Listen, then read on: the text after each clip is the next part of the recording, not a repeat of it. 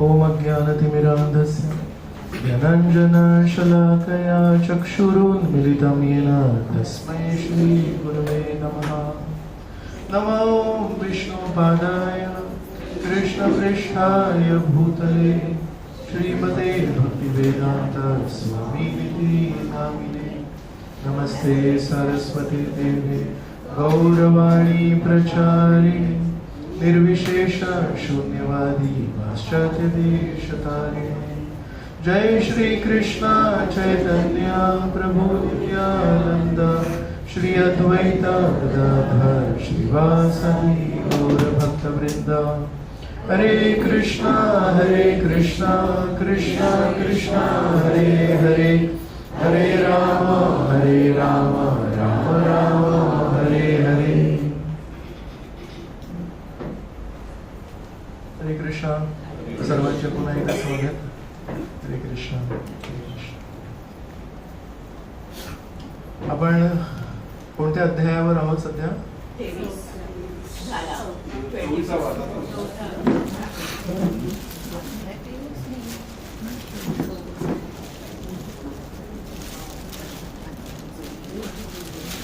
आतापर्यंत जी चर्चा झाली आपण 23वा श्लोक बघितला।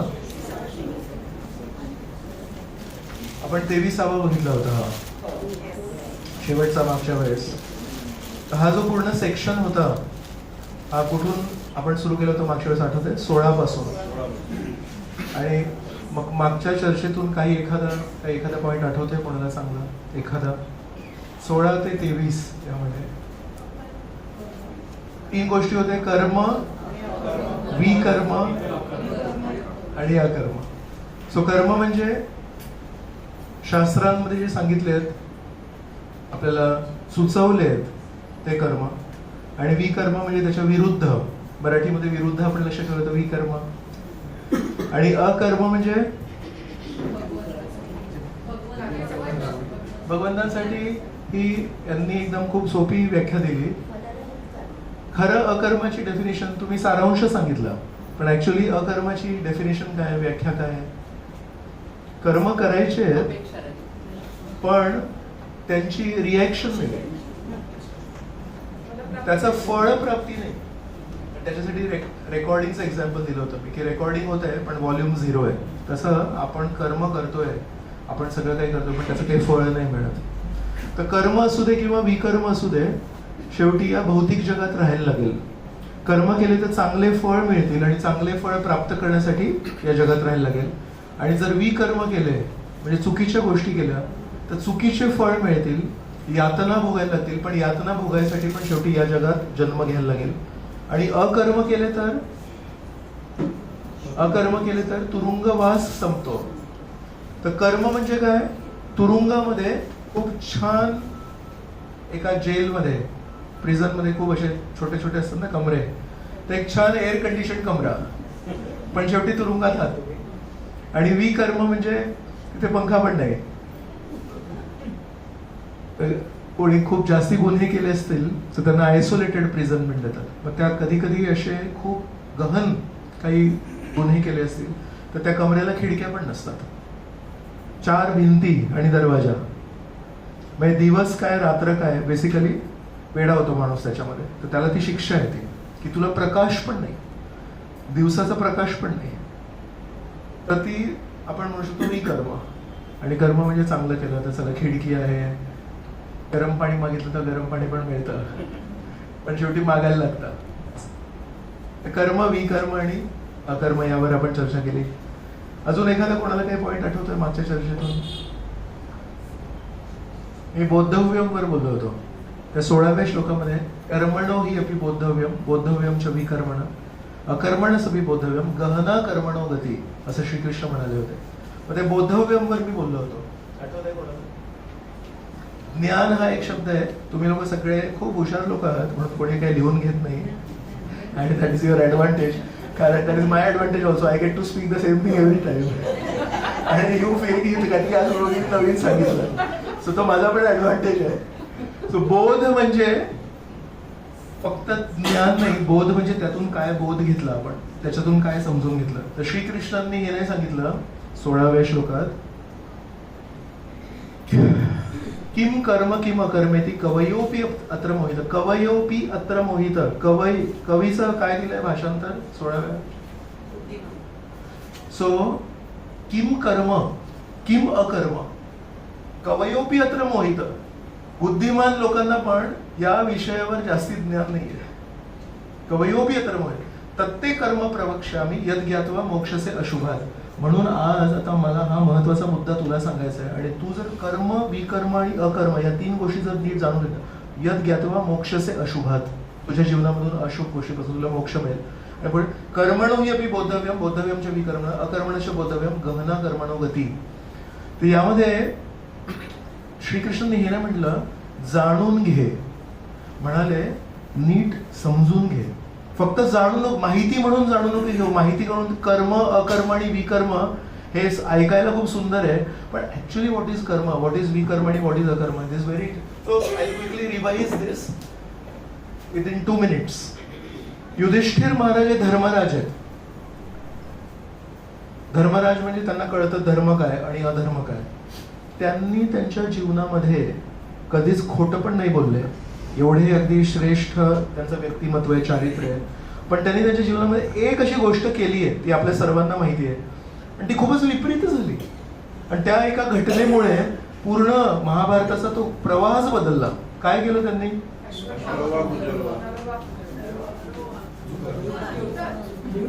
द्यूत क्रीडा केली. जुगार खेळणं चुकीचं आहे ना. किती लोकांना वाटतं की याच्यामध्ये पण आपण चर्चा करायला पाहिजे. काय माहिती ना बाबा, विचारायला. सो जुगार खेळणं, लेट्स अज्युम की जुगार खेळणं चुकीचं आहे. सो तुम्हाला आणि आम्हाला 5000 वर्षानंतर कलियुगामध्ये माहिती आहे की जुगार खेळणं चुकीचं आहे, बरोबर. मग धर्मराज युधिष्ठिर आहेत, ते कसं काय जुगार खेळायला तयार झाले? हा प्रश्न कधी आला? तुम्ही वाचनात वगैरे आला कधी? कोणी आक्षेप घेतला युधिष्ठिरावर? मी वर्तमानपत्र वगैरे वाचत नाही म्हणून तुम्हाला विचारतो. नाही ऐकत नाही. तुमच्या मनात कधी आलं की अरे आपल्याला पण जी गोष्ट कळते, धर्मराज कसं काय करू शकतात? मताची आला हा प्रश्न. अजून कोणी कधी काही विचार केला याच्यावर? किंवा टीव्ही सिरियल बघताना कधी काही वाईट वाटलं? कारण त्याच्यानंतर पांडवांच्या ज्या हालअपेष्टा झाल्या, द्रौपदीच्या ज्या हालअपेष्टा झाल्या, त्या सगळ्या तिकडे जाऊन थांबतात की त्यांनी हो म्हटलं. पांडवांनी त्यांना बोलवलेलं एका ठिकाणी आणि तिकडे तो दुर्योधन पडला. ते सगळे ते हसले. त्याचा राग म्हणा किंवा असं त्यांनी शकुनी मामांबरोबर एक करून त्यांना काहीतरी धडा शिकवायचा पॉसिबली. बरोबर. तर यांनी छान काही गोष्टी तरी छान सांगितल्या यांनी. एक इंद्रप्रस्थ जेव्हा बांधलं होतं तेव्हा जमिनीला पाणी आणि पाण्याला जमीन सारखं त्यांनी खूप सुंदर बनवलं होतं. मग एका ठिकाणी दुर्योधनाला वाटलं की ही जमीन आहे, त्यात पाय ठेवला तर तो पाण्यात पडला. मग तेव्हा द्रौपदी हसली होती त्याच्यावर. तर ते हे सगळं सिरियल मधला आठवत आहे. So not a problem. वाचलंही असेल, त्यात चुकीचं काही नाही. सो मग त्यांना राग आला. मग राग आला तर सूड घ्यायला पाहिजे. मग सूड घेण्यासाठी शकुनी सोबत म्हणतायत, शकुनी सोबत त्यांनी तो डाव रचला. पण प्रश्न की त्यांनी डाव रचला, बरोबर. डाव रचला आणि पक्षी येऊन फसला, यामध्ये अंतर आहे ना. जाळं फेकलं, जाळं फेकायला कोण थांबवणार? पण तो पक्षी आला कसा तिथे? ज्या पक्षाला आजच्या आपल्या पक्ष्यांना पण कळते ते चुकीचं आहे, तिथे तो एवढा चांगला पक्षी तिथे गेलाच कसा काय? नाही. तर अशा प्रकारे कधी कधी काही लोक आहेत जे स्वतःला बुद्धिमान समजतात आणि अशा प्रकारे 5000 वर्षापूर्वी झालेल्या गोष्टींवर पटकन टीका करतात. पण मला छान वाटलं कधी इथे बसलेलं कोणी असे पटकन काय बोललं, हे चुकलं ते चुकलं, त्याला हे करा ते करा. इथे बसून एअर कंडिशन कमऱ्यामध्ये सगळं पोट वगैरे भरलेलं आहे, आपलं दुपारचं जेवण पण छान झालेलं आहे, रात्री पण आता छान प्रसाद आहे. सो अशा परिस्थितीमध्ये छान बसून असे पांडवांबद्दल, द्रौपदीबद्दल, युधिष्ठिराबद्दल बोलणं हे खूप सोपं आहे. पण कसं काय असं झालं? तर युधिष्ठिर हे धर्मराज असल्या कारणाने व्यक्तिमत्व किंवा चारित्र्य त्यांचं स्पष्ट आहे, साफ आहे.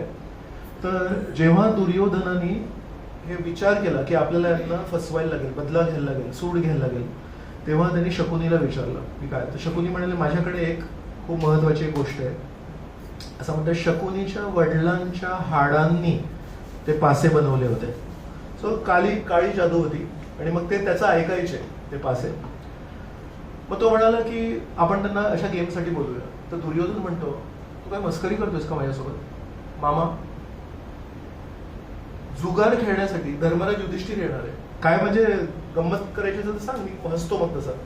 तो नाही, माझ्याकडे हे एकच आहे जे प्रेडिक्टेबल आहे, मी म्हणेन ते होईल. बाकी दुसऱ्या क्षेत्रामध्ये त्याच्याशी लढून काय फायदा नाही, बाकी सगळं काही करून फायदा नाही. एकच आहे, त्यांना फसवायला लागेल आणि फसवण्यासाठी माझ्या हातामध्ये हा जुगार आहे. तर करूया. म्हणतो तो कसा येईल? म्हणजे तो कसा येईल तेच विचार ना.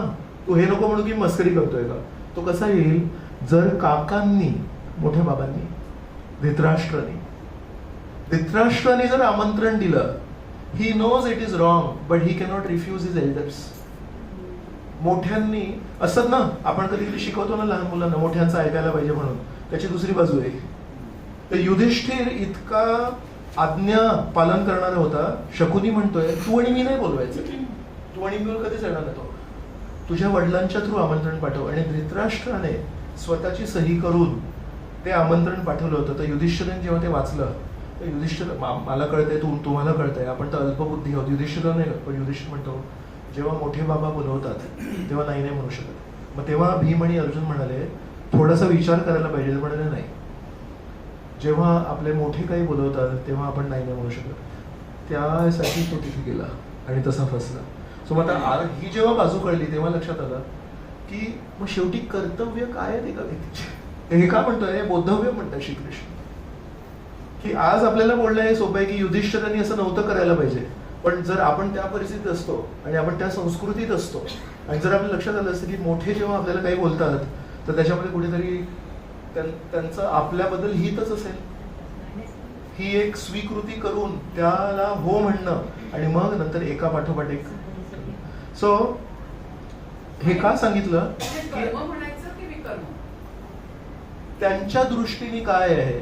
सो अगेन नाव आणि आस्क यू, कर्म आणि विकर्म यामध्ये जे अंतर आहे ते आपल्याला कळलं. कर्म आणि अकर्म मध्ये काय अंतर आहे? बरोबर. सो कृतीमध्ये अंतर आहे की चेतनेमध्ये अंतर आहे? So later answer. Person who's asking the question, she has to understand. कर्म आणि विकर्म मध्ये काय अंतर आहे? कर्म करणाऱ्या व्यक्तीची कृती आणि विकर्म करणाऱ्याची कृती यामध्ये काय अंतर आहे? थोडं उदाहरण देणार कर्म आणि विकर्माचं. कोणाची मदत करणे कर्म आणि कोणाला लुबाडणे म्हणजे विकर्म. ठीक आहे, याच्यामध्ये कृतीमध्ये अंतर आहे. ओके, आता एक प्रश्न विचारतोय, ध्यानपूर्वक उत्तर द्या. कर्म आणि विकर्मामध्ये कृतीमध्ये अंतर आहे, कर्म आणि विकर्मामध्ये चेतनेमध्ये अंतर आहे का?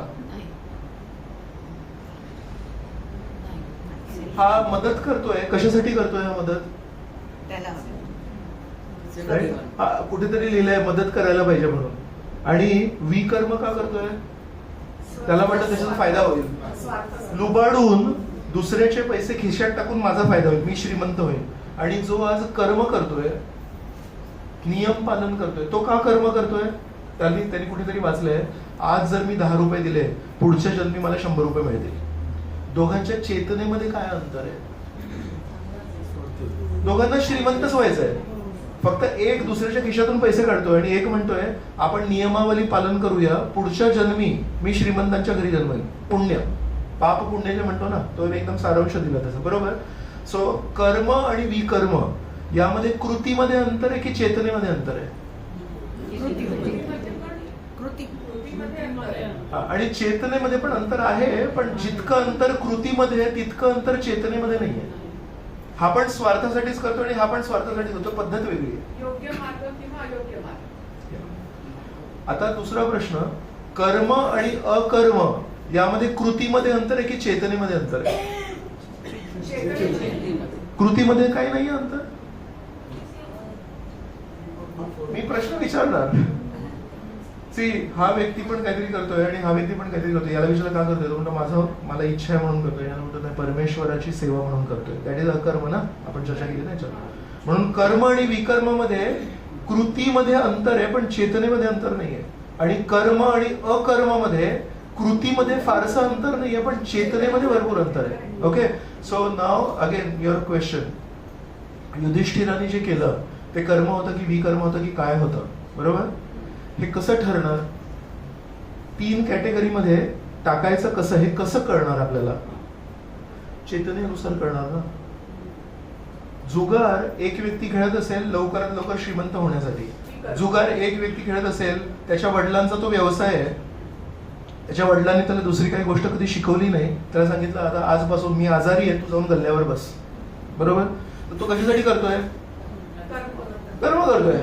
जो अरे काय कोण नोकरी करणार, कोण अभ्यास करणार, पटकन श्रीमंत व्हा, आज संध्याकाळपर्यंत 10 लाख रुपये घरी येऊन जातो, आता वडिलांना सांगतो अभ्यास करायची काही गरज नाही, तो करतो. तो कशासाठी करतोय?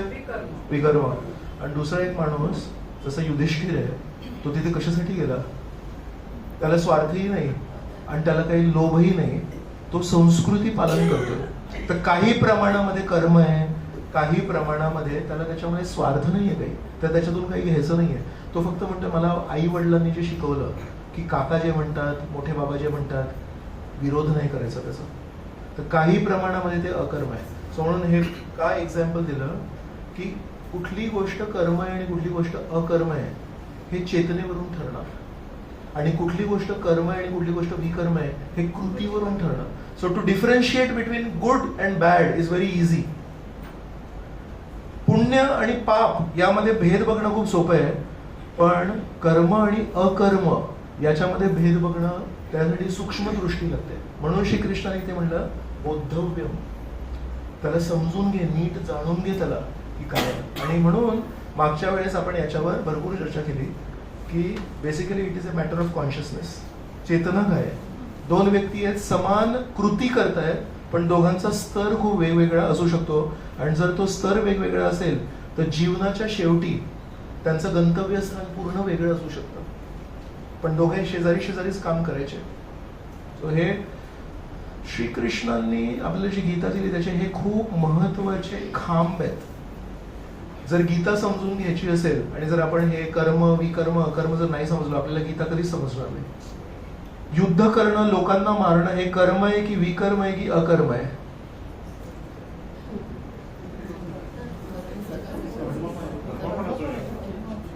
हे जे असं जी चालली ना, गुजबूज चालली आहे ना, दॅट इज गुड. की तुम्ही कर्म आहे पण विकर्म पण आहे, आणि अर्जुन जे करतोय ते अकर्म पण आहे. ही जी चालली आहे ना confusion, this confusion shows your thinking. आणि जेवढ्या स्पीडनी तुम्ही उत्तर द्याल that shows you are not thinking. So हे कन्फ्युजन आहे ना, दिस इज युअर ॲसेट.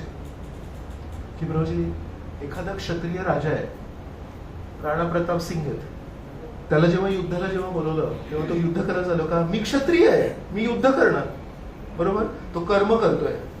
कोणी म्हणतोय हे दोघं युद्ध करतायत, मी आता तिसरा माणूस आहे, मला युद्धामध्ये आमंत्रण नाही, माझं जागाही नाही, हा जाऊन उगाच लोकांना मारतोय आणि त्यांच्या कानातले, त्यांच्या गळ्यातले, त्यांच्या अंगठ्या चोरी करतोय. काय करतोय तो? कर्म करतोय. आणि दुसरा एक व्यक्ती आहे जसं अर्जुन म्हणतो मला नाही करायचं युद्ध, मी माफ केलं या लोकांना. श्रीकृष्ण म्हणतात तू माफ केलं पण मी नाही केलं, माझ्यासाठी युद्ध कर, मला धर्माची स्थापना करायची. तर त्याचं कर्मही नाही आणि त्याचा विकर्मही नाही आहे, तो परमेश्वरचे अकर्म आहे. म्हणून परत की कोण काय करतोय हे कृतीवरून ठरवणं, त्याला स्टॅम्प लावणं इट इज व्हेरी इझी.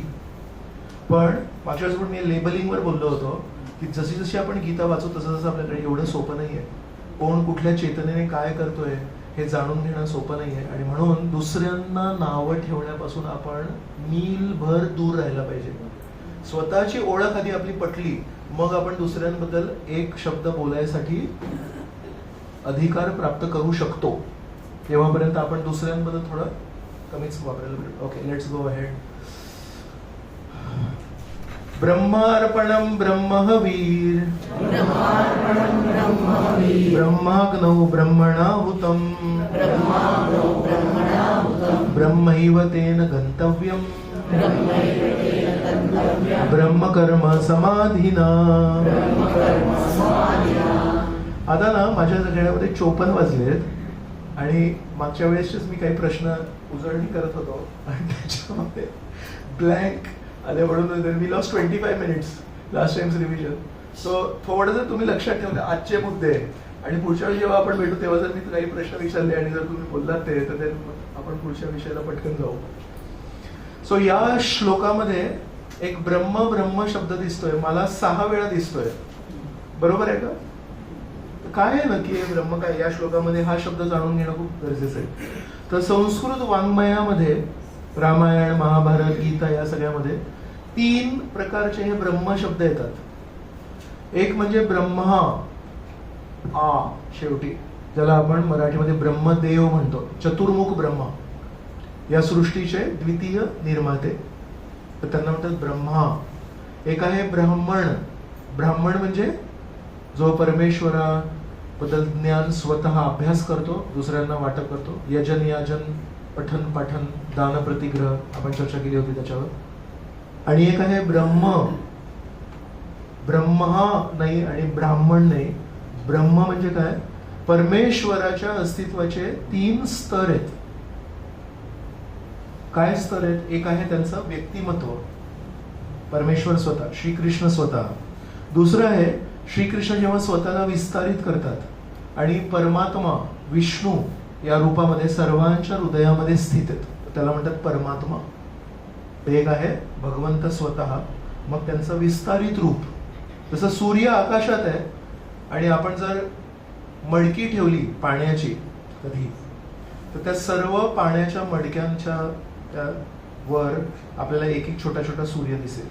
तर सूर्य आकाशात पण आहे आणि तो त्या मडक्यांमध्ये पण सूर्य आला, तर तो विस्तार केला त्याने, प्रतिबिंब म्हणतो ना, रिफ्लेक्शन.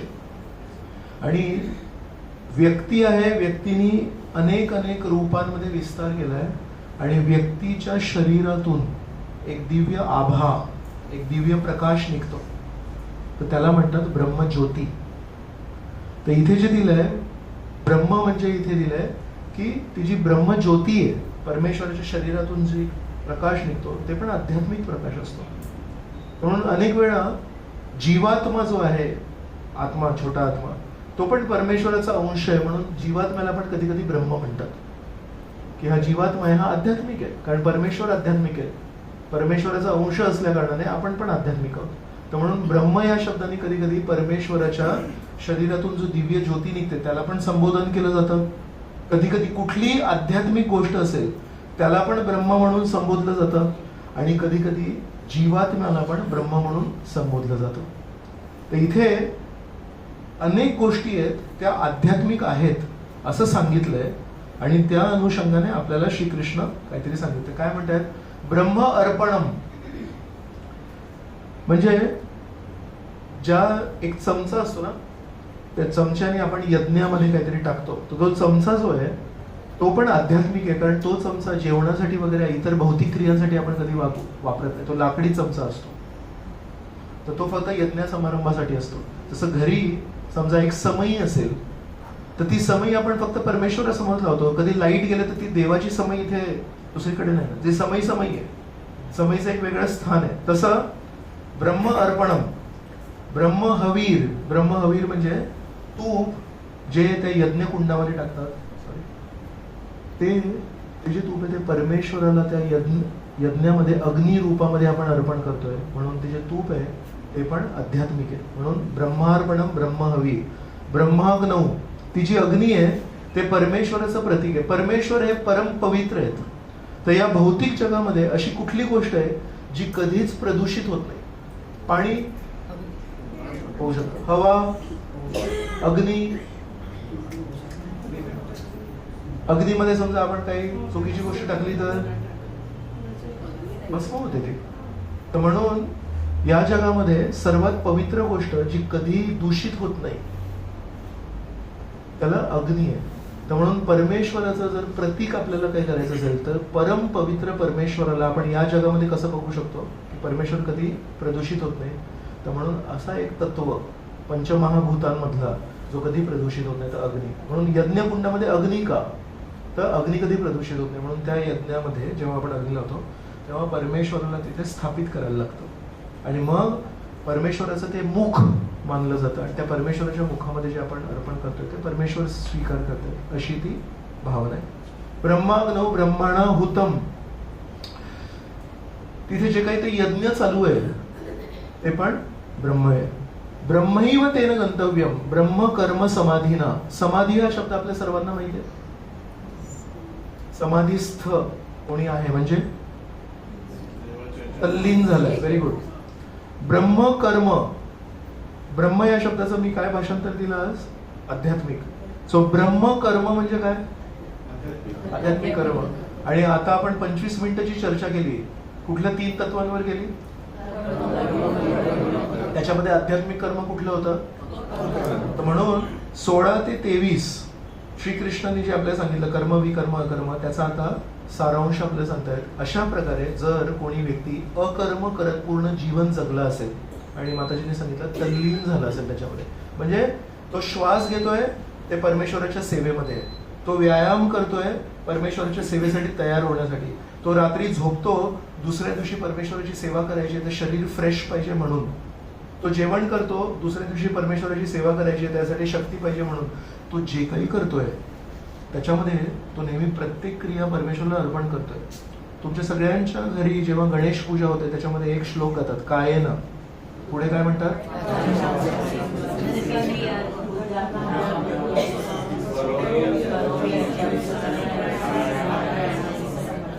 त्या श्लोकाचा अर्थ काय मराठी भाषांतर? एकदम असं एक्झॅक्ट संस्कृत ट्रान्सलेशन नाही पाहिजे, मराठी ट्रान्सलेशन, पण सारांश काय त्याचा? काया वाचा मन इंद्रिय प्रकृती स्वभाव करोती यत् सकलम परस्पर. अजून पण काही असेल म्हणजे शरीराने मी जे काही करतो ते नारायणाला अर्पण, मनाने मी जे काही करीन ते नारायणाला अर्पण, माझ्या इंद्रियांनी जे काही करीन ते नारायणाला, माझा स्वभाव आहे, माझा रागीट स्वभाव आहे. मग कधी कधी आपण म्हणू या रागीट माणसाला भक्ती मार्ग नाहीये, हा रागीट मार्गाला नारायणाला काही करू शकत नाही. तर त्याच्यात लिहिलंय प्रकृती स्वभावात. रागीट स्वभावाला तुम्ही परमेश्वराच्या सेवेमध्ये कसं अर्पण करणार? जे परमेश्वराच्या विरुद्ध काही बोलतात त्यांच्यावर तो राग प्रदर्शित करा. रागाला पण स्थान आहे. सो अशा प्रकारे विविध प्रकारचे स्वभाव असतात, त्या सगळ्या स्वभावाला पण मी नारायणाला समर्पण करतोय. हा जो व्यक्ती आहे हा अकर्म एक कृती नाही करत आहे, हा काय करतोय? अकर्म जीवन जगतोय. हा तर या व्यक्तीला शेवटच्या ओळीमध्ये ब्रह्म कर्म समाधीनं सांगितलं. याचा टूथब्रश करतोय ना, तो सकाळी ब्रश करतोय, ते ब्रश कशासाठी करतो? म्हणतो माझ्या तोंडाला दुर्गंध येतो झोपून उठल्यावर, आता मला ना परमेश्वराचं नामस्मरण करायचंय आणि त्या दुर्गंधी तोंडामध्ये मी परमेश्वराचं नामस्मरण नाही करणार. तर छान दात घासतो. आपण छान का दात घासतोय? सुंदर दिसायला. आणि हा का दात घासतोय? छान साफ व्हायला पाहिजे आणि दुर्गंध जायला पाहिजे. आणि मग या जिभेने हरे कृष्ण कृष्ण कृष्ण हरे हरे, हरे राम राम राम. परमेश्वराचं नाव मी या तोंडाने घेणार आहे, याला साफ करायला पाहिजे. आपण डोळे साफ करतो ना, कशाला करतो?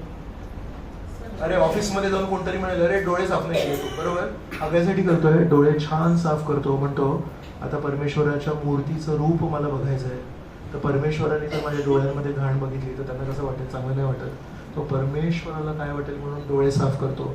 नाक कशासाठी साफ करतो? स्वच्छतेसाठी नाही, की परमेश्वरासमोर जायचंय. तोंड साफ करतोय, कान साफ करतोय, शरीर चांगलं साफ करतोय. कशासाठी? हे परमेश्वराचं घर आहे. मंदिर साफ करायला पाहिजे ना. तुमच्याकडून किती लोक देवघर साफ करतात ना? तो म्हणतो इथे परमेश्वर बसलेले आहेत, हे देवघर आहे, हे देवघर साफ स्वच्छ ठेवायला पाहिजे. तर हा पण रोज शरीराला छान साबण वगैरे लावून छान दुर्गंध रहित शरीर ठेवतोय, आरोग्य छान ठेवतोय, पण भावना खूप वेगळी आहे. तर हा व्यक्ती आहे ब्रह्म कर्म समाधीनं. तर हा ब्रह्म कर्म समाधीनं आहे. त्याच्याबद्दल श्रीकृष्ण म्हणतायत ब्रह्मैव तेन गंतव्यम. त्याचं या व्यक्तीचं गंतव्य स्थान काय आहे? ब्रह्म एव. म्हणजे काय? तो वैकुंठाला प्राप्त करणार, आध्यात्मिक जगताला प्राप्त करणार. का बरं? कारण तो काय करतोय? ब्रह्मार्पणम. तो जे अर्पण करतो ते पण आध्यात्मिक आहे. तो ज्यात अर्पण करतोय ते पण आध्यात्मिक आहे. त्याची चेतना पण आध्यात्मिक आहे. तो स्वतःला पण आध्यात्मिकच समजतो, कारण तो स्वतःला शरीर नाही समजत, तो आध्यात्मिक. तो जो अर्पण करतोय तो आध्यात्मिक, जे अर्पण करतोय ते आध्यात्मिक, ज्यामध्ये अर्पण करतोय ते आध्यात्मिक. त्याचा जो प्रयत्न आहे तो पण परमेश्वरासाठी समर्पित आहे. असा व्यक्ती ब्रह्मकर्म तल्लीन येतो. तर ब्रह्मकर्म समाधीनं ज्यांनी पूर्ण आयुष्य अशा प्रकारे परमेश्वराला स्मरून जगलंय, तो मरणानंतर कुठे जाणार आहे? तो परमेश्वर. तर म्हणून ते ब्रह्मैव तेन गंतव्य. सो या श्लोकामध्ये तो कर्म विकर्म आणि अकर्माचा जो सेक्शन होता त्याचा लास्ट पॉइंट आहे हा. त्या सांगितलं की म्हणून कर्म आणि विकर्म मध्ये कशासाठी फसायचं? शेवटी कर्म आणि विकर्म करून जेलमध्येच राहणार, पण जेलच्या बाहेर जर पडायचं असेल तर म्हणून हळूहळू आपण शिकायला पाहिजे की लहान लहान आपल्या कृती परमेश्वराच्या प्रसन्नतेसाठी आपण कशा अर्पण करू शकतो. त्याचं भाषांतर आपण बघूया. कृष्ण भावनेमध्ये पूर्णपणे तल्लीन झालेल्या मनुष्याला निश्चितच भगवत धामाची प्राप्ती होते, कारण तो आध्यात्मिक क्रियात पूर्णपणे निमग्न झालेला असतो. या आध्यात्मिक क्रियांमध्ये हवन सुद्धा आध्यात्मिक स्वरूपाचे आहे आणि हवी सुद्धा आध्यात्मिक स्वरूपाचीच आहे. तर श्रीकृष्णांनी एक उदाहरण घेतलं एका अग्निहोत्र यज्ञाचं. हे अग्निहोत्र यज्ञ आपण अनेक वेळा बघितलंय, पण हे अग्निहोत्राचं उदाहरण घेऊन श्रीकृष्णांनी आपल्या आपल्या जीवनाचं किती गूढ रहस्य सांगितलं. तसे श्रीकृष्ण पटपट पटपट बोलतायत, it is a very heavy concept की आयुष्यामध्ये पूर्ण दिनचर्येमध्ये आपण जे जे करतो त्याला आता आपण विचार करा. आजच्या क्लास नंतर उद्या सकाळी उठून तुम्ही जे करणार आहात ते तुम्ही कसं परमेश्वराला स्मरून त्याला कसं कनेक्ट करू शकता. That is art of living.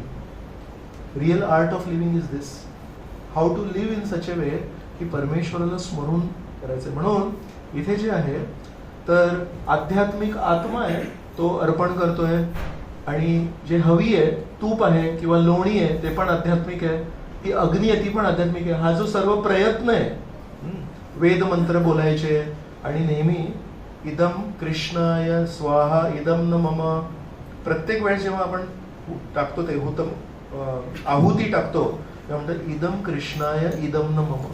हे श्रीकृष्णांना अर्पण मला नाही, हे श्रीकृष्णांना अर्पण मला नाही. हे का ते उच्चारण का महत्वाचं आहे. आपला जो अहंकार आहे मी कमावलेलं आहे, पण कसं कमावलं. जेव्हा आले तेव्हा घेऊन आले, इथेच कमावलं ना. इथे जेव्हा कमावलं तेव्हा जे खाल्लं ते इथलंच होतं ना. सो सगळं इथलंच वापरून शेवटी आपण म्हणतो हे मी कमावलेलं आहे. ते श्रीकृष्णांना जेव्हा आपण अर्पण करतो तेव्हा त्याच्यामध्ये जी स्वामित्वाची जी भावना असते ती हळूहळू हळूहळू कमी होते, आणि शेवटच्या क्षणी जेव्हा सगळं काही सोडून जायचंय तेव्हा धक्का नाही पोचत. पण आयुष्यभर जर आपण परमेश्वराला कधी काही अर्पणच नसेल केलं, स्वार्थी जीवन जगलं असेल, शेवटच्या क्षणी जेव्हा यमदूत येतात आणि प्रॉपर्टी, घर, पैसे, बँक बॅलन्स, अंगठ्या सगळं काही सोडून एका झटक्यामध्ये झटका देऊन घेऊन जातात, तेव्हा तो मग शॉक बसतो. म्हणून आयुष्यभर जर आपण हे स्वतःला कल्टिवेशन केलं, स्वतःला आपण ट्रेनिंग दिली की एक दिवशी निघणार आहे, तर हळूहळू परमेश्वराच्या सेवेमध्ये, परमेश्वराच्या प्रचारासाठी, परमेश्वराच्या प्रसारासाठी आपण जर आपली एनर्जी, आपले पैसे, जे काही शक्य असेल ते, कोणाकडे वाचा शक्ती आहे तर त्यांनी वाचा शक्ती परमेश्वराला अर्पण करा, कोणाकडे शारीरिक शक्ती आहे, कोणाकडे आर्थिक शक्ती आहे, ज्याच्याकडे जे आहे ते जर त्यांनी परमेश्वराला अर्पण केलं, अशा प्रकारे शेवटच्या क्षणी मग धक्का नाही पोचत. म्हणून लिहिलंय जर आध्यात्मिक आत्मा आहे, आध्यात्मिक लोणी, आध्यात्मिक अग्नी, आध्यात्मिक क्रिया आहे, तर मग त्याचं गंतव्य स्थान काय आहे. आध्यात्मिकच असणार ना. तर हे श्रीकृष्णांनी आश्वासन दिलंय. तर म्हणून वैकुंठाला जाण्यासाठी 4 हात नाही आहेत गरजेचे, की ज्याच्याकडे 4 हात असेल तोच वैकुंठाला जाईल, किंवा इथे मागे असा काही असा प्रकाश वगैरे येत नाही. त्या व्यक्तीची चेतना काय आहे. सो चेतनेवर हे सगळं आधारित आहे. सो हे श्रीमद भागवत आहे. याच्यामध्ये हा जो स्कंद क्रमांक 1 आणि अध्याय क्रमांक 5 आहे, यामध्ये नारद मुनी आणि व्यास ऋषी यांच्यामध्ये संवाद आहे. तर व्यास ऋषींनी सर्व वेद लिहिले, व्यास ऋषींनी सर्व पुराण लिहिले, व्यास ऋषींनी सर्व उपनिषद लिहिले, आणि हे सर्व लिहून झाल्यानंतर काही प्रमाणात त्यांना ती प्रसन्नता नाही जाणवली, त्यांना थोडी खंत भावना होती. तसे थोडे विषण्ण अवस्थेमध्ये बसले होते, आणि तिथे त्यांचे गुरु आले नारद मुनी. नारद मुनी त्यांना प्रश्न विचारला, तुम्ही सर्व क्षेत्रांमध्ये निपुण आहात, तुम्ही खूप ज्ञानी आहात, आणि ज्ञानी व्यक्ती साधारणपणे कधी कधी थोडा स्वार्थी असतो, तो ज्ञानाचा वाटप नाही करत, तरच तर मोठेपणा राहील ना. पण म्हणतात तुम्ही ती पण गोष्ट केली की तुमच्याकडे जे सर्व ज्ञान होतं ते तुम्ही वेदांमध्ये लिहिलं, म्हणजे वाटप केलं त्याचा. सो तुम्ही ज्ञानी पण आहात आणि तुम्ही निस्वार्थी पण आहात, तरी पण तुमच्या चेहऱ्यावर आनंद दिसत नाही, असं का. तर मग तेव्हा व्यास ऋषी नारद मुनींना म्हणतात, तुम्ही माझे गुरु आहात, तुम्हाला माझ्यापेक्षा जास्तीच माहिती आहे, तर तुम्ही मला सांगणार का की असं का आहे म्हणून. तर तेव्हा नारद मुनी हा श्लोक म्हणतात एतत् संसूचितं ब्रह्मं तापत्रय चिकित्सितं यदीश्वरे भगवती कर्म ब्रह्मणी भावितम. यामध्ये लिहिलंय की अशा प्रकारे जे श्रेष्ठ विद्वान लोक आहेत त्यांनी एतत् संसूचितं, संसूचितं म्हणजे हे माझं मत नाहीये, मी तुम्हाला सगळ्या ऋषीमुनींचं मत सांगतोय की कर्म ब्रह्मणी भावितम.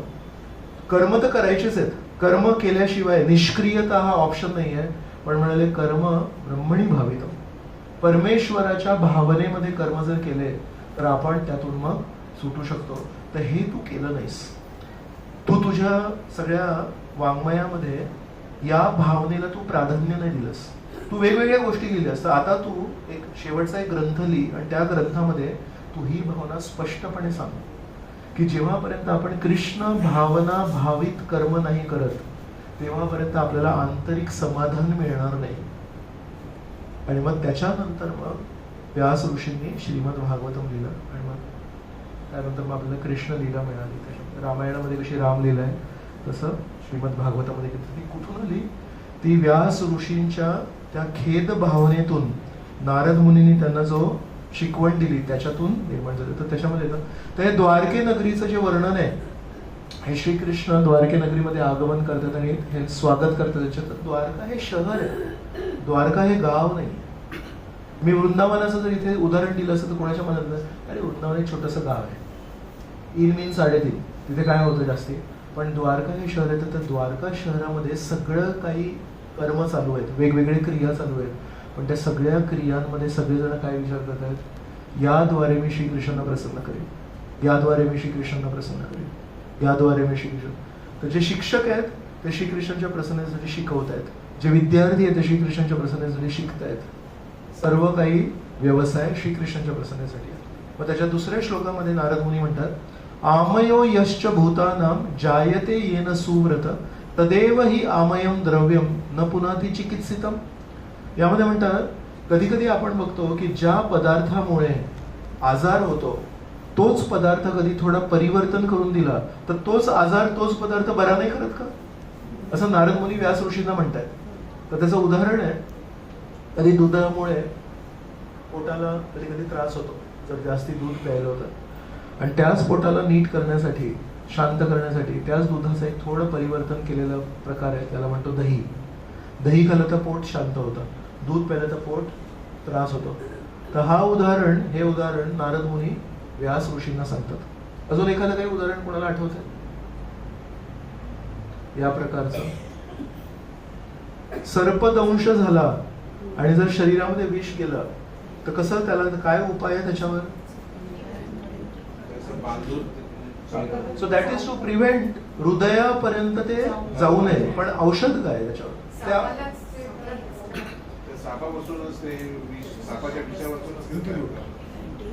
तर सापाच्या विषापासून त्याच्यामध्ये थोडं परिवर्तन करून जे औषध बनवलं ते औषध दिलं तर ते विष शरीरामधल्या विषाला मारतं. हे पण एक दुसरं उदाहरण.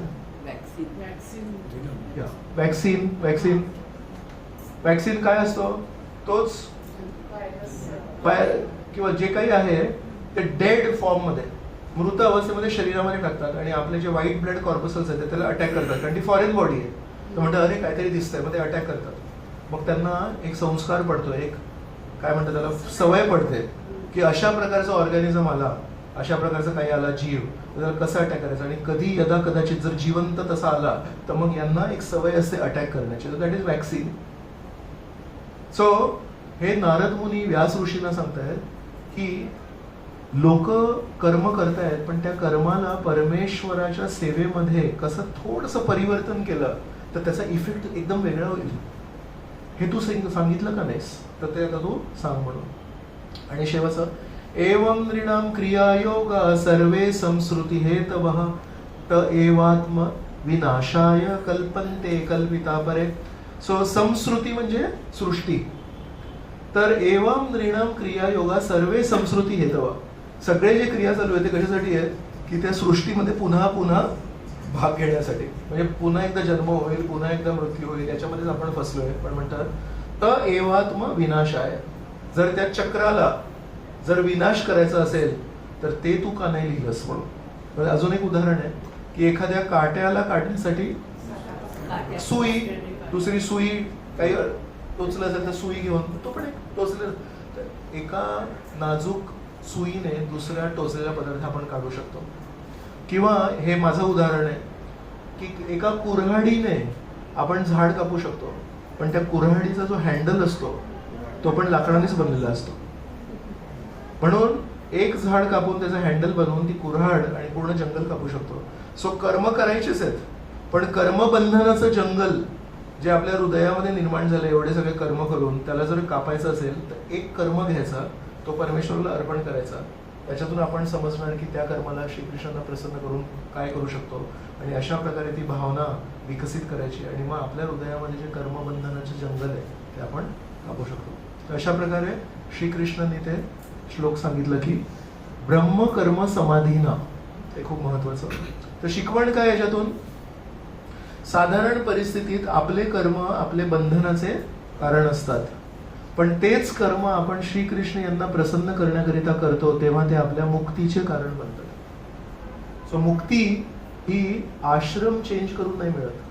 म्हणून तुकाराम महाराजांनी जी मुख्य शिकवण दिली ती हीच दिली की संन्यास स्वीकार करून तुम्हाला मुक्ती नाही मिळणार. गृहस्थ आश्रमी व्यक्ती राहून जर परमेश्वराप्रती समर्पित जर जीवन जगलो तरी पण आपल्याला वैकुंठ काढू शकतो. म्हणून तुकाराम महाराजांच्या शिकवणीला महत्व काय की तुकाराम महाराजांनी संन्यास नाही स्वीकारला. त्याच्या आधी जितके मोठे मोठे प्रचारक होते, रामानुजाचार्य, मध्वाचार्य, शंकराचार्य, या सगळ्यांनी आश्रम चेंज केला, पण तुकाराम महाराजांनी मुद्दामून आश्रम चेंज नाही केला. आणि तुकाराम महाराजांना ही शिकवण द्यायची होती की गृहस्थ आश्रमी पण परमेश्वराला प्राप्त करू शकतो.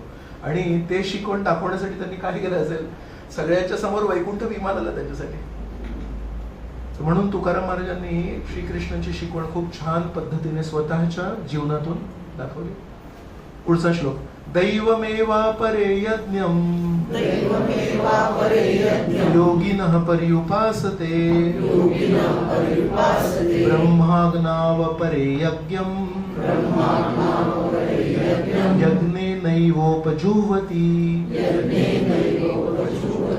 तर आधी कर्म, विकर्म आणि अकर्म सांगितलं, त्याच्यानंतर अकर्म जर आधारित जीवन जगलं त्याचं फळ काय ते सांगितलं, आणि आता आपल्याला सांगताय तत्व तर खूप छान आहे, चला प्रभूजी आजपासून मी पण एकदम तल्लीन होऊन श्रीकृष्ण भावना भावित कर्म करीन. पण ना हाऊ टू डू जर नाही सांगितलं, मग what to do sometimes becomes difficult. So what to do is big what to do. सगळ्या क्रिया श्रीकृष्णांना आपण कशा करायच्या, तर आपापल्या वेगवेगळ्या आश्रमानुसार आपण वेगवेगळ्या परिस्थितीत आहोत, वेगवेगळ्या आश्रमात आहोत. त्यासाठी आता हाऊ टू डू डिटेल सांगितले. तर पुढच्या 8 श्लोकांमध्ये श्रीकृष्ण वेगवेगळ्या प्रकारचे यज्ञ सांगतात वेगवेगळ्या प्रकारच्या लोकांसाठी. आणि ध्यानपूर्वक ऐका, कारण त्याच्यानंतर मी प्रश्न विचारणार. तर याच्यामध्ये दैवम एवा परे, तर दैवम आहे ना, त्या दैवम शब्दाचा संबंध आहे देवतांशी. तर पहिला यज्ञ श्रीकृष्ण म्हणतायत. भाषांतर वाचणार, ज्यांच्या हातात गीत आहे वाचणार तुम्ही भाषांतर. काही योगी जन देवता देवदेवता प्रीत्यर्थ विविध प्रकारचे यज्ञ करून त्यांची उत्तम रीतीने उपासना करतात, आणि त्यातील काही जण परब्रह्म अग्नीमध्ये यज्ञ अर्पण करतात. Very good, thank you. सो म्हणतात काही जण आहेत ते देवतांना अर्पण करतात, तर त्याच्यामध्ये पण देण्याची भावना आहे. पण जर आपण ब्रह्म ब्रह्म ब्रह्म म्हटलं, परमेश्वराबद्दल चर्चा करतोय ना, पहिला जो उदाहरण श्रीकृष्ण देते देवतांबद्दल कसं काय देऊ शकतात. पूर्ण चर्चा चालू आहे की परमेश्वराला अर्पण करायचं आहे, पण पहिलंच उदाहरण श्रीकृष्ण दैवम एवा परे यज्ञ म्हणतात की देवतांना अर्पण केलेलं यज्ञ म्हणतात. कसं त्याचं कसं समजून घ्यायचं ते पण आपण थोडं जाणून घेऊया. सो जो व्यक्ती पूर्ण सिस्टम जाणतो तो काय म्हणतो माहिती आहे, परमेश्वराचे प्रतिनिधी आहेत. देवता परमेश्वराचे प्रतिनिधी आहेत. याच्यावर आपण चर्चा केली आहे. एक पंतप्रधान असतात, मग वेगवेगळे डिपार्टमेंटचे मिनिस्टर असतात. तर याचं काही उदाहरण आहे का?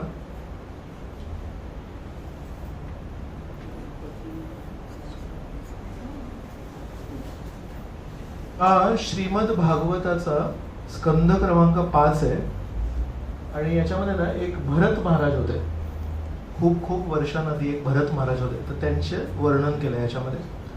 तर त्याच्यामध्ये काय सांगितलंय की हे भरत महाराज जे होते हे श्रीकृष्णांचे भक्त होते, पण श्रीकृष्णांचे भक्त असल्या कारणाने परमेश्वराची आस्था तर होती त्यांना आणि ते पण परमेश्वराला समर्पित जीवन जगले, पण ते राजे होते. आणि राजाला कसं जीवन जगायला लागतं? त्याचे दोन जीवन आहेत राजाचे. एक म्हणजे त्याचं स्वतःचं वैयक्तिक जीवन आहे, दुसरं म्हणजे काय, नेता म्हणून. त्याला माहिती आहे माझ्या राज्यामध्ये कोटी कोटी लोक आहेत, सगळेजण त्या स्तरावर नाही आहेत, सगळेजण काही गीता क्लास अटेंड करत नाहीयेत. त्यांना जर मी फक्त श्रीकृष्ण श्रीकृष्ण म्हटलं, त्यांच्या परिस्थिती अनुसार त्यांची चेतना तेवढी विकसित नाहीये, त्यांनी गीताचे लेक्चर नाही ऐकले, तर त्यांना योग्य वळण लागावं म्हणून भरत महाराज काय करायचे, जेव्हा यज्ञ करायचे त्याच्यामध्ये म्हणे इंद्राय स्वाहा. कारण देवतांना पूजा करणे हे सामान्य जनतेसाठी चांगलं आहे, नाहीतर ते स्वार्थी होतील. तर कृतज्ञता निर्माण करण्यासाठी सगळ्यात हे माहिती पाहिजे, पाऊस देणारा जो व्यक्ती आहे त्याच्यावर जीवन आहे म्हणून इंद्र. पण ज्यांना परमेश्वराप्रती आस्था आहे त्यांना हे सगळं करायची गरज नाही, पण सगळेजण त्या स्तरावर आहेत. म्हणून मनातल्या मनामध्ये ते म्हणतात इंद्राय स्वाहा म्हणतायत तोंडाने, आणि मनातल्या मनातल्या म्हणतात इंद्र हे परमेश्वराचे हात आहेत. तर म्हणतात मनातल्या मनात भावना काय होती, मी परमेश्वराच्या हाताला आहुती देतोय. इदम सूर्याय स्वाहा. सूर्य काय आहेत, श्रीकृष्णांचे डोळे आहेत, म्हणून परमेश्वराचं एक नाव आहे रविलोचन. तर रविलोचन काय, परमेश्वराचे डोळे आहे सूर्य. तर इथे यज्ञामध्ये काय सांगितलंय, चला आहुती द्या इंद्राय स्वाहा. हे मनातल्या मनात विचारतात, मी परमेश्वराच्या हाताला आहुती दिली, परमेश्वराचे प्रतिनिधी येते.